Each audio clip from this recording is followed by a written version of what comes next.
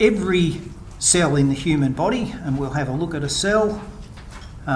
So our body's made up of billions of building blocks called cells, and within the cell there's an important structure called the nucleus, and within the nucleus are the chromosomes, and that's all our genetic material. So in every cell in our body there's this precious genetic material, and of course at a finer level we call this genetic material DNA. And the DNA is a special code. It's the blueprint for life. And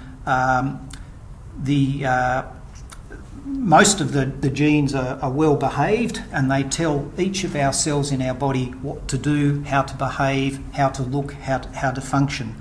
But within every cell there are these oncogenes.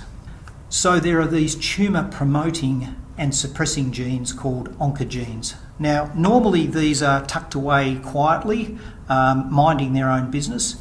Some of these genes have important functions in normal cells, because in health we need our cells to be able to divide so we can repair defects in our skin, or if we get a cut. So these genes have got to be activated. But normally when they do the business and the healing process is completed, the genes are shut down and they go back away, lurking in the shadows, as it were.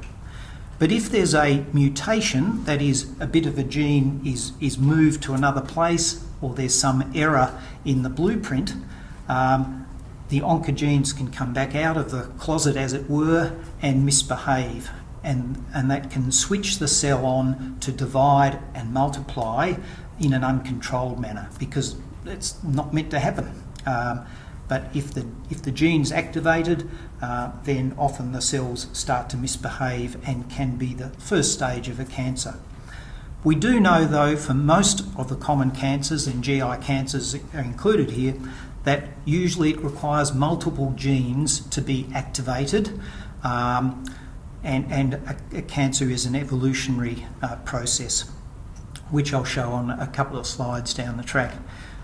Every now and again in a particular cancer there's a dominant or driver mutation, but for the most common cancers, GI cancers, it's usually a number of genes misbehaving that causes the process.